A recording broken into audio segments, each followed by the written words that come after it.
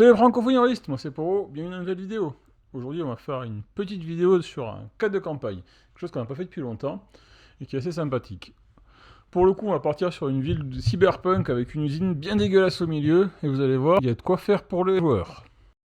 Le cast. Sandariku est l'usine centrale d'une riante cité tentaculaire polluée jusqu'à la mort.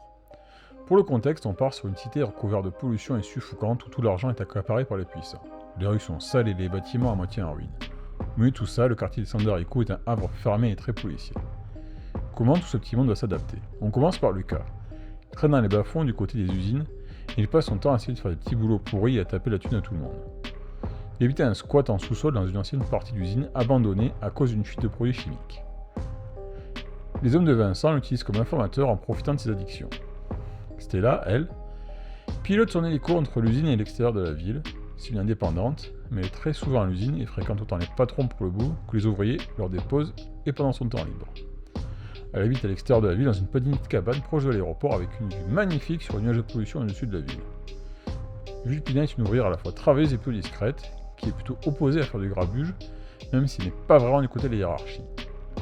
Elle est dans un des appartements mis à disposition par l'usine qu'elle a décoré avec goût et où elle vit avec sa famille. Vincent dirige l'usine et la corporation qui y est rattachée. Il aime descendre voir ses employés et contempler la grandeur de ses accomplissements. Il travaille actuellement sur les méthodes pour assurer que ses employés soient la vie belle, propre et ordonnée. Il y a parfois des dérapages, mais c'est pour le bien de tous. Il habite dans un appartement de luxe dans le quartier riche où l'air est filtré et la lumière amenée par un système de miroirs complexe. Olive est le leader des employés les plus politisés de l'usine. Il est là pour faire en sorte que lui et ses collègues aient les moyens de retrouver leur indépendance financière et spatiale. Il a réussi à s'acheter une petite maison à l'extérieur du quartier de l'usine, proche des quartiers chauds de la ville. Il va facilement au bar ou à des soirées privées en sortant du travail. Évidemment, il y a des liens entre toutes ces personnes, sinon ceci serait bien chiant. Ce que chacun pense des autres. Lucas. Ce qu'il pense de Stella. Une jolie fille qu'il ne faut pas énerver. Elle sait se défendre et elle a son caractère. Il aime faire la fête avec elle, mais évite de parler de choses sérieuses. Ce qu'il pense de Vulpina. C'était plutôt sympa avant de se poser, mais maintenant que c'est une daronne, elle est trop sérieuse et un petit peu chiante. Mais il aime toujours bien. Ce qu'il pense de Vincent. Il nous déteste, mais bon, il paye bien les pots craves. Alors on va pas se plaindre. C'est lui qui l'aide à financer sa dope. Et ce qu'il pense d'Olive. Bon, il l'aime bien, mais c'est une cause perdue pour lui. Il n'y a que des emmerdes à trouver à suivre à ce type. Stella. Ce qu'elle pense de Lucas. Pauvre type sympathique avec qui elle s'entend bien, mais qui a un sacrément emmerde. On fait bien de garder ses distances avec lui. Ce qu'elle pense de Vulpina. Elle est très sympa, mais elle se rend pas compte à quel point elle se fait avoir par Vincent et ses collaborateurs. Pas méchante, mais un peu naïve quand même. Ce qu'elle pense de Vincent.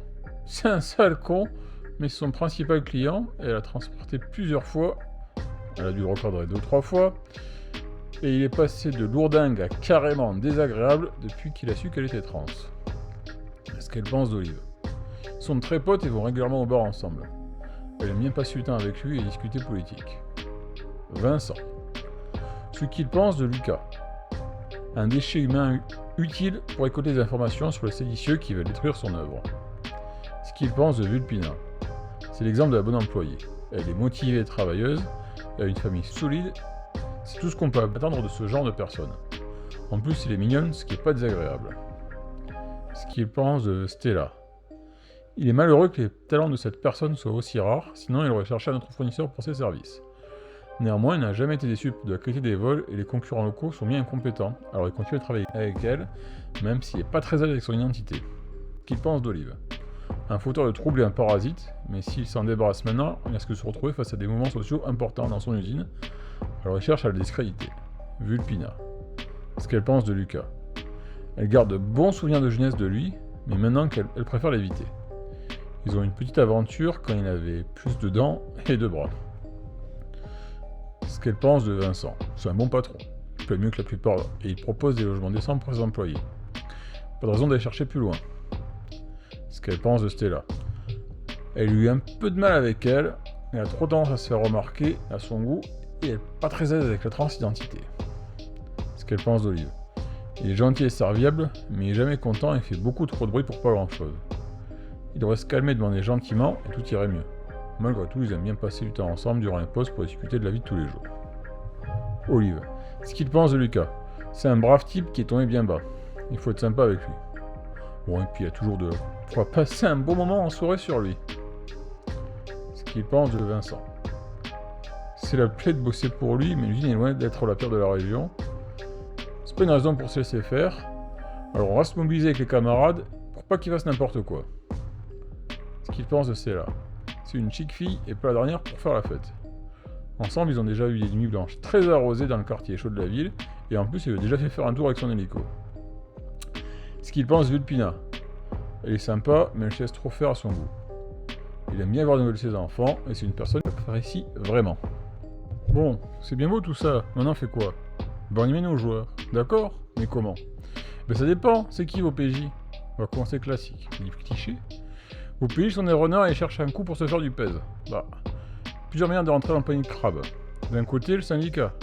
Si vos héros sont du genre fauché, ou aller sauver les plus pauvres, ils peuvent se trouver avoir un ami ou un contact dans le syndicat qui a besoin d'aide et les présente à Olive. Il pourra demander l'aide pour contrer les actions de Vincent.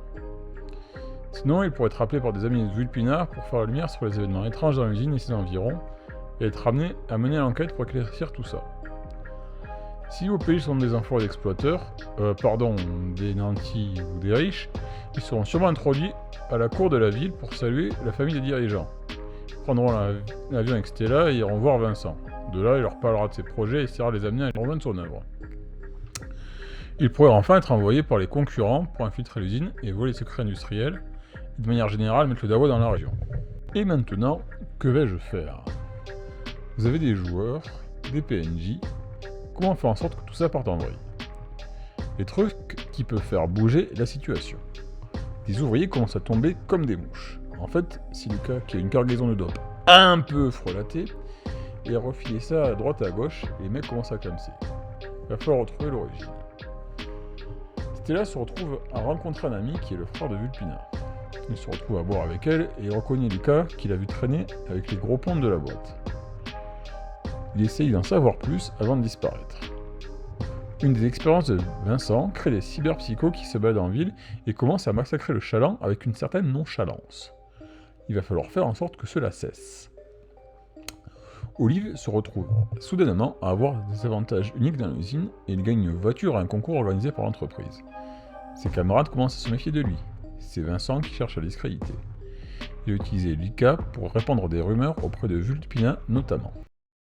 J'espère que la vidéo vous a plu, que vous allez pouvoir trouver plein de choses à faire avec vos joueurs dans ce cadre de campagne ici la prochaine fois. Et si c'est le cas, n'hésitez pas à me le dire en commentaire et à lâcher un petit pouce pour la suite, ça fait toujours plaisir. Sinon, c'est pour vous qui vous souhaite à tous plein de bonnes choses et plein de parties super cool d'ici la prochaine fois. Ciao!